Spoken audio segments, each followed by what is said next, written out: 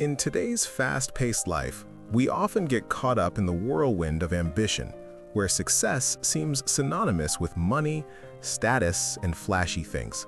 But sometimes, a real-life story can make us pause and reflect on the true meaning of life. Let me tell you about a man named Daniel Harper, a journey from the pinnacle of fame to rediscovering himself. In the summer of 2012, if you asked anyone in Manhattan what success looked like, they might point to a towering glass building on Park Avenue and say, like Daniel Harper. At that time, he was 41 years old, CEO of Harper & Co. Ventures, a tech investment fund worth billions of dollars. His bank account had 8 figures. He owned a penthouse overlooking the Hudson River, drove the latest Mercedes S-Class, wore custom Italian suits, and even appeared on the cover of a financial magazine with the headline, "The Man Who Turns Everything He Touches to Gold." If you asked him back then, "Have you succeeded?" he would smile lightly, confident without a second thought, "Of course." But life has its own way of teaching us lessons we never want to learn. Daniel grew up in Dayton, Ohio, in an ordinary family. His father was a car mechanic, his mother a night shift nurse. They weren't starving, but every dollar had to be carefully accounted for. I remember him recounting how at 10 years old, he begged his mother to take him to Disney World like his classmates. His mother was silent for a moment, then said, "Maybe next year, son." But next year never came, and neither did the year after. That night, lying in bed staring at the ceiling, Daniel promised himself, "I will never live like this. I will be rich, very rich."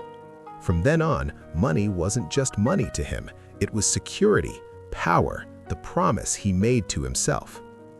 Daniel excelled in school, earned a scholarship to Harvard, then interned at a major investment bank in New York.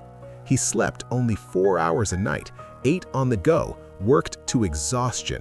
But he loved that feeling, the sensation of moving forward, conquering. At Harvard, he met Emily Carter, a literature student who loved small coffee shops and afternoons reading in the park. Emily wasn't impressed by Daniel's ambition, but by his bright eyes and sincerity. They fell in love when they had nothing.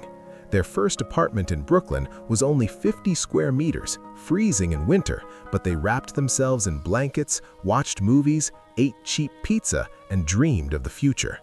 "I'll work hard," Daniel said, "but don't let work swallow you up," Emily smiled.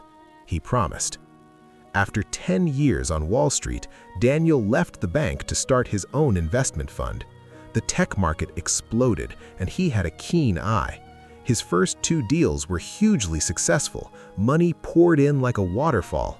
At 38, he was managing over $1.8 billion. Emily gave birth to their son, Lucas. On the day Lucas was born, Daniel was in San Francisco negotiating a big deal. He video called from the meeting room. "I'm sorry, you know how important this deal is." Emily looked at him through the screen, her eyes both gentle and distant. That was the first time he missed an irreplaceable moment, but he didn't realize it then. They moved to a villa in Westchester.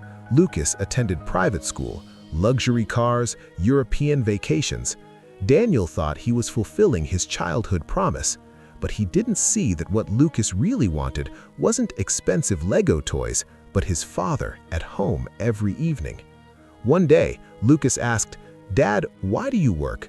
"So you can have everything."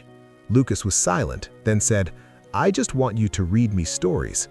Daniel laughed and ruffled his son's hair, but the next morning he left home at 6 a.m. anyway.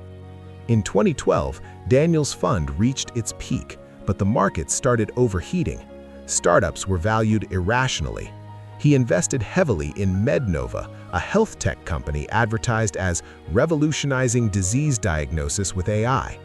There were suspicious points in the reports, but he told himself, "I can control it, just 6 months." Then an investigative article appeared, accusing MedNova of inflating data. The stock crashed. Daniel's fund lost $700 million in 3 months. The press that once praised him now called him the symbol of Wall Street greed. The Securities Commission investigated, investors sued, partners withdrew. Daniel wasn't criminally convicted, but his reputation was shattered. The penthouse was sold, friends disappeared. One November evening, Emily said, "I've been waiting for you to come back for 10 years, but you've never really been here." She filed for divorce and Lucas moved in with her. At 41, Daniel had no family, no reputation, no longer the man who turns everything to gold. For the first time, he didn't know who he was without money. He rented a small apartment in New Jersey, no secretary, no conference rooms, just silence. One night, sitting in the dark looking at old family photos, he burst into tears. He realized he had climbed a mountain and was completely alone at the top. One winter morning, Daniel walked into a small coffee shop near his place. The owner was Michael, an elderly former high school teacher, always smiling. Daniel was curious. "You seem very content with life." Michael smiled. "I have enough to live, enough to help others, and enough time to watch the snow fall. I don't need more." "But don't you want to be rich?" Michael looked at him. "What is wealth? Having a lot of money? Or having many things to be grateful for?" That question haunted Daniel. From then on, he started rereading books he'd long forgotten, jogging in the mornings, calling Lucas not to promise gifts, but to ask, "How are you feeling today?" For the first time in years, he truly listened. He realized money isn't bad, but when he made it the measure of his self-worth, it became chains. He didn't love money, he needed it to prove he was no longer the deprived boy from Ohio. Daniel didn't return to Wall Street, didn't try to rebuild his empire. Instead, he became a free advisor to young startups, emphasizing financial ethics and transparency. He taught part-time at a university, rented a small house near Lucas's school to pick him up on weekends. One day, Lucas said, "Dad, I like you now." "Why?" "Because you're here." That was the moment he understood what true success is. In his journal, Daniel wrote, "Success isn't standing higher than others on the peak. It's becoming the best version of yourself. Money is a tool, not the purpose. If you trade family for career, you might achieve the career, but lose what makes it meaningful." When we exaggerate the importance of money, we fool ourselves into thinking it's happiness. Years later, Daniel was no longer on Forbes, but he was there for his students' graduations, Lucas's ball games, peaceful family dinners. He wasn't as rich as before, but he was no longer empty. If you asked him now, "Have you succeeded?" he would smile. "I'm living true to my values, and for me, that's enough." Daniel's story makes me think, money isn't bad, ambition isn't bad, but when we equate our self-worth with our bank account, we start losing ourselves.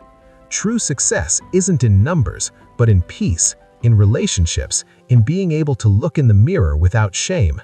There are people who are rich but poor in time, famous but lonely, own everything but not happiness. And there are those with just enough but live deeply.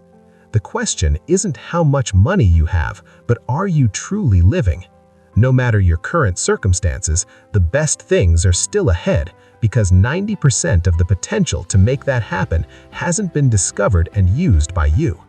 If this story touches you, if you've ever chased what you thought was success, or if you're seeking a different definition for your life, please follow and subscribe to the Deep Life Stories channel, because sometimes one story can change how we view our entire life, and who knows, the next story might be your own.